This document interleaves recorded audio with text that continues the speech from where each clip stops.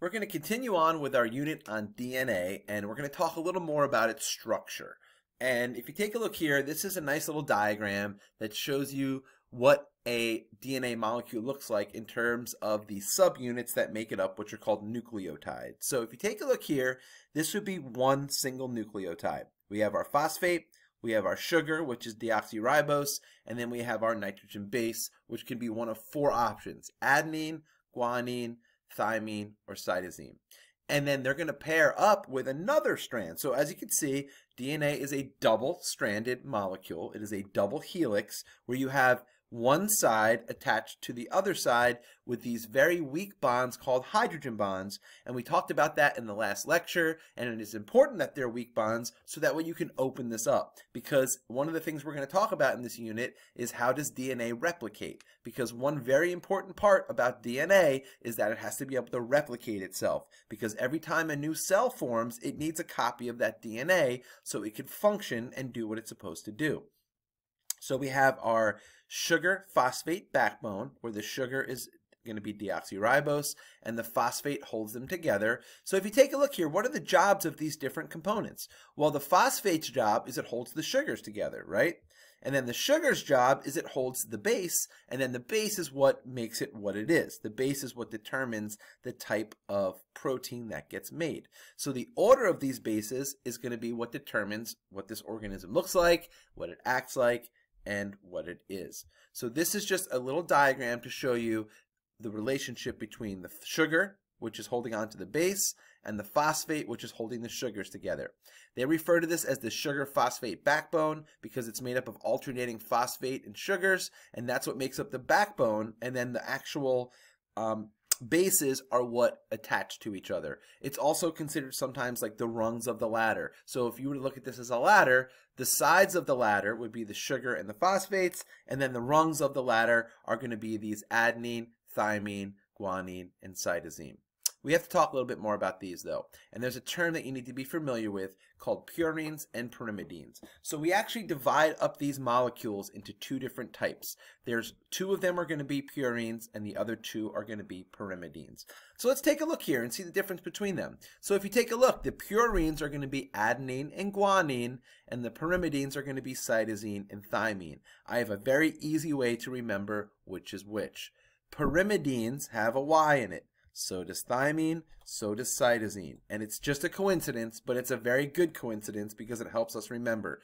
So the two that have Y's in them are pyrimidines. Thymine and cytosine are pyrimidines, and then adenine and guanine are purines. So let's take a look down here, and what's the difference between them? Well, if you take a look, it's a very obvious difference. Pyrimidines are smaller molecules. So purines have a larger molecule. They're going to be a little bit bigger, and pyrimidines are a little bit smaller.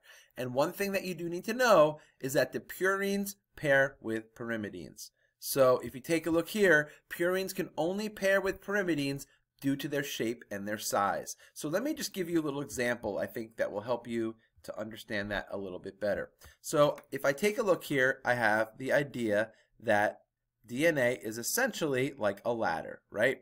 And that ladder, like any ladder, has two sides. So we have one side of the ladder and we have another side of the ladder. Now when you have a ladder, what is going to be the rungs are the sides of the ladder are going to be the sugar and the phosphate, right? And then the rungs of the ladder that connect them to each other are going to be these bases, A, T, C, and G, right? We have our A pairs with T, and we have our C pairs with G. Now, one thing, though, you do need to know is that the purines and the pyrimidines can only pair with each other. And if you remember back, the purines are a little bit larger, and the pyrimidines are a little bit smaller. So what's the significance there? Well, let's say I have, this is my ladder, right? So let me go back to this.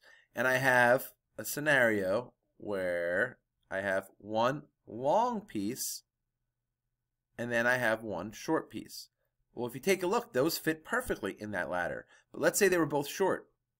If they were both short, it wouldn't fit. This would be too far of an expanse to go. And if they were both long, let's say they were both like this, it's going to go outside of the ladder. So if you have a ladder, you want your ladder to look like this, right? Straight up and down. That's a ladder you might walk up and down. What if your ladder looked like this?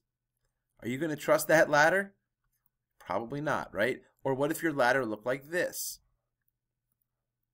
You know, you're not going to trust that ladder either. So in order for this ladder to function, it needs to be straight up and down. So in order for these molecules to function, so for example, if this is a purine and this is a pyrimidine, it fits perfectly. But if I have two pyrimidines, it's not going to fit. You know, it's going to look like that. And if it's two purines, it's going to be too big.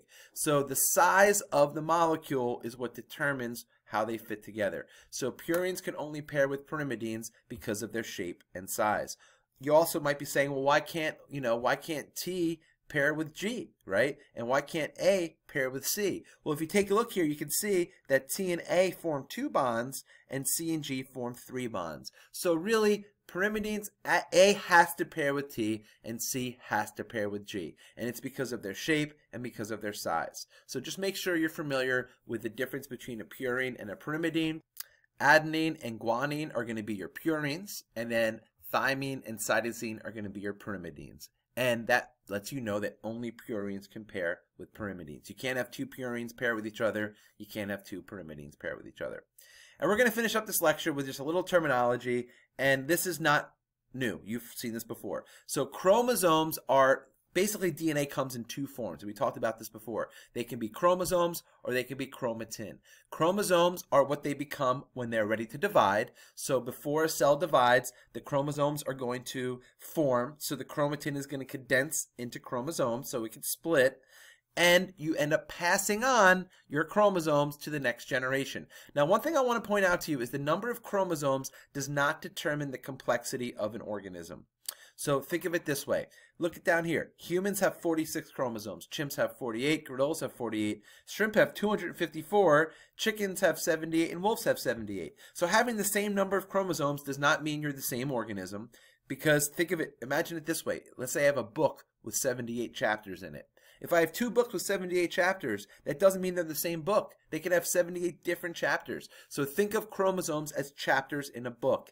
They are the number of DNA, it's how much DNA is there. So because there's more DNA doesn't mean it's more complex. Obviously, a shrimp is not as complex as we are. They each have way more chromosomes than we do. So having a number of chromosomes does not mean more complex. It also doesn't mean that you're the same organism if you have the same number. A chicken and a wolf are very different from each other, and they both have 78. Now, if you take a look at humans versus chimps and gorillas both have 48. We only have 46. So again, are we more complex than chimps and gorillas? I would argue our brains are more complex. So it doesn't mean that you're going to be more complex if you have more chromosomes. It just means that you are a specific species. Chromatin, this is again review. So chromatin is when a cell is not dividing. That is when it is in the form of chromatin, and that is just so it fits inside the nucleus. So it becomes chromosomes when it's ready to divide. And then finally, this is a term that is relatively new, which is a gene. And a gene is a section of DNA that codes for a specific protein.